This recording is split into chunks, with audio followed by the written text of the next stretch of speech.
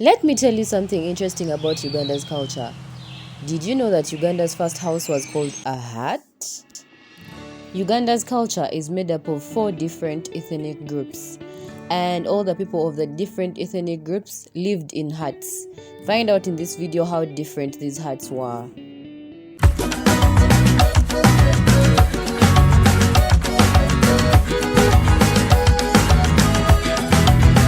Hey guys, welcome back to our YouTube channel. We are so happy to have you here again. So in today's video guys, we have a special person on the channel, and that's none other than Jaboel. Yay! I'm so excited to have Jaboel. You mean I'm that special? Yes. I don't believe that. We are so happy to have you. He is very familiar with African cultural videos. So you guys should go and check out his YouTube channel as well. So Jabo, what are we doing in today's video? First of all, in today's video, we're just trying to show you guys the African houses. Yeah. As you can see here, this is a granary. Yeah. It was being used way back for keeping grains like millet, sorghum, peanuts. Of course, after drying them. You know, in Africa, even maize, by the way, we grow a lot of food, and we used to store them here. And of course, we are going to be showing you around the kinds of houses of different tribes like the Madi, the Aluri, Acholi, the Bandola. Oh my God, I'm so excited! I can't wait to see all this. Everything. Yeah, I believe Africa is very beautiful, and you guys are going to see how beautiful Africa used to be. Or how even some current. places, currently. Yeah. Though mostly in rural areas is where these houses that we're going to show you are mostly based. But yeah, come along with us, and we hope you guys love the video. Make sure you subscribe. Don't forget to go and check out Jaboel's channel, please, for the continuation of this video. Before you get to see the houses of the different ethnic groups, let's learn something about them. This is a sneak peek of the Karamojong traditional dance.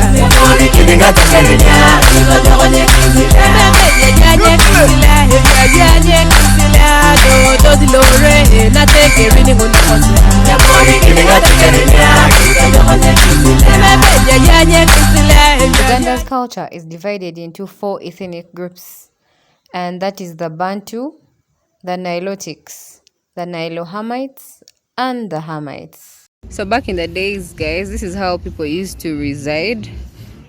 These were their kind of housing. They are made of grass, thatched, and reeds. Yeah. So this for the Bunyoro. Yeah. For the Bunyoro people. The largest ethnic group in Uganda is the Bantu, with the Baganda taking up a high percentage of the Bantu group. The tribes who are part of the Bantu include the Baganda, the Banyankole, the Basoga, the Bachiga, Batoro, Banyoro, Bagisu, Bagwere, Bafumbira, Basamia, and the Bakonjo. And as much as they all fall in the same ethnic group, their house structures were different. For people that don't live in Africa, you guys get to see all this on this amazing channel. The Hima house, the Bahima. This one looks different. This is the Hima house. It is very different from the other one. Yeah. This one is a bit smaller, as you can see.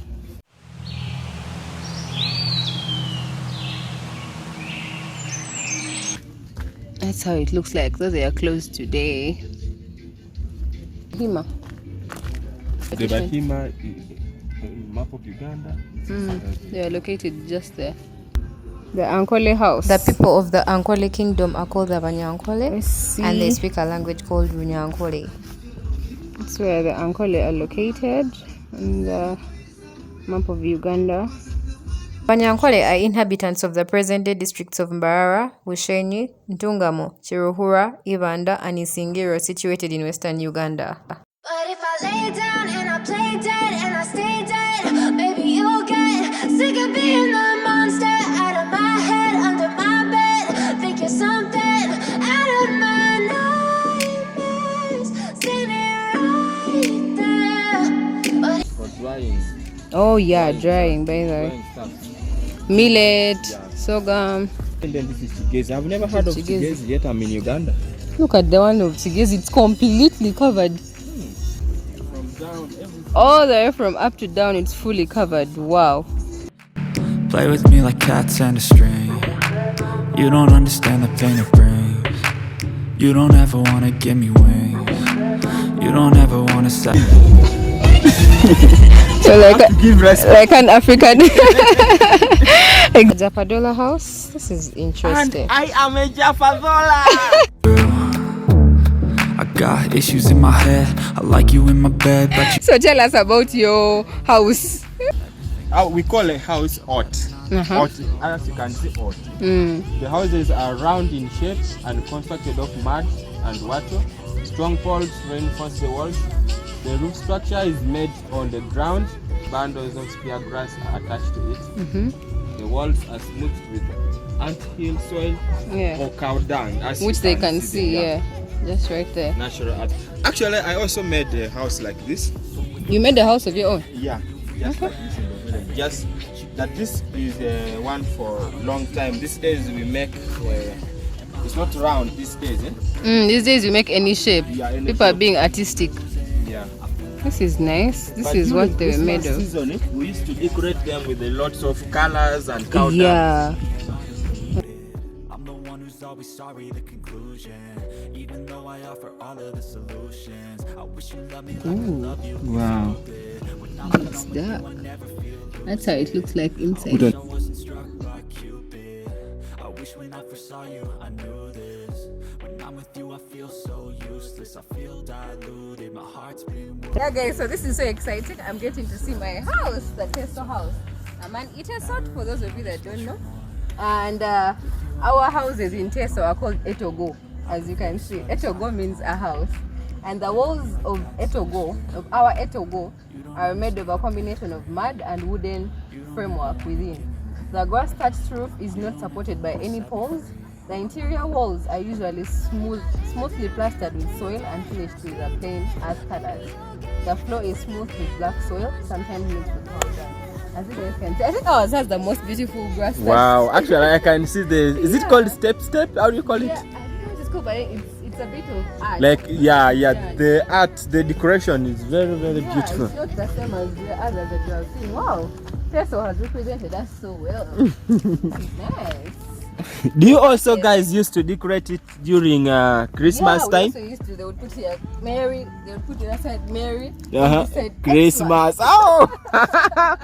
Yeah, that's how it was. Wow, this is so nice. So nice to see some of these things where we originate from. Also in Kampala. In Kampala. Yeah. So come and you see the Bugisu house. The people that come from Bugisu. The Bamasaba. Well, the Bugisu house is called Inzu. Inzo is a house in Bugis. I mean in Lumasaba. Their houses are made of mud and water as the main construction materials. Strong poles hold the earth together and reinforce the walls. The roof is made of spear grass, which is bound onto a framework of poles firmly wrought in a colonial shape. The floor is plastered by anthill soil, which reduces dust. As you guys can see, the Kateso one. Can you see anything? So guys, now here we are at the Acholi house, and the traditional name for Acholi house is Ot. As you just Ot. like ours. We are also Luo. The Japadola had an I. Meaning it's the same thing. Yeah, since you originate from Nilotic. Actually, we came from there. Yeah, the same thing. We are all River Lake Nilotics. River Lake Nilotics. So these houses are quite well trimmed and finished with grass thatch. The grass used for thatching is obia. That's the local name. Yeah, for the obia. grass. Other than the conventional spear grass, the houses are built with eucalyptus poles, bamboo, and reeds with the spaces between poles filled by earth to make the walls. Cow dung or back soil is smeared onto the floor. Wow. Theirs are a bit unique. Yeah, and I like the decoration as well. Yeah, there's a way there. What is that thing called? The roof is a bit more elevated Yeah. compared to the others. The roof is painted black. Not the same. We are at the Lango house. I like the fact that they put Acholi next to Langis, to the Lango house, because they originate from almost the same place. Well, for them, their houses are also called Ot. And they're also made with obia. Yeah, they're also made with obia. Eucalyptus, bamboo, almost everything is the same. They also use black soil, as you guys can see. Yeah, the only difference is on the roofing. For them, they don't put. Yeah, you can see. Yeah, theirs is not. If you look at the Acholi and the Langi, the roofing. Yeah, their roofing is not well decorated. Yeah. The one for Langi is just plain. They are not creative at all. Now here we have The granary, the famous granary. You know, the granary? yeah, it's called a granary. I love this thing. We call it dero. It's the one that they use for storing. Yeah, they use for storing grains like millet, sorghum, peanuts. Yeah. Basically all sorts of foodstuffs. Yeah. After Africans. they have been like, is it called preserved? Dried, actually. Africans are so creative. I really like it.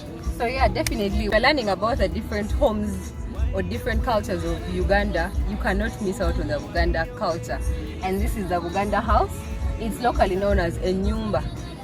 The Uganda houses are circular in shape and built with mud and thatching. The entrance is low with a wide arch, flanked on both sides by richly woven reedwork that creates a veranda. Thick and beautifully woven concentric rings run around the internal structure. As you guys can see, this is the nyumba. This is the Uganda house. And there's so unique in here. Come in. La Uganda, a nyumba. See the way they are inside there. They're so beautiful. I'm telling you. Have you guys ever known about the kids that are being born in this era? I'm sure they barely know anything. They don't, about you know. For real, I've liked the decoration. Yeah, their decoration is way unique. Very, very. And the houses are so large. So I'll definitely check them inside one time. So yeah guys, this is how it is. The respect. Now if you're tall, I'm assuming if someone is tall, they would really struggle. They would literally I'm telling you, all African houses, you have to give respect. I'm telling you, this is where the respect starts from. We hope you guys love this video, guys. Comment down below and let us know that you have such beautiful homesteads in your countries as well. We are closing the video with Amaganda dance. Can you show us again? This is how the Amaganda dance. Though I'm not a Muganda, I'm an artist, but now I'm assuming this is how they dance. And it's because they usually tie something around their waist and then they shake their waist. So we hope you guys have loved this video, guys. Oh my goodness. Don't forget to subscribe, like, comment, share, do everything amazing after this. We love you guys. We love you. So much. And we hold you high esteem in our hearts. Yeah, we sure do. Keep supporting us.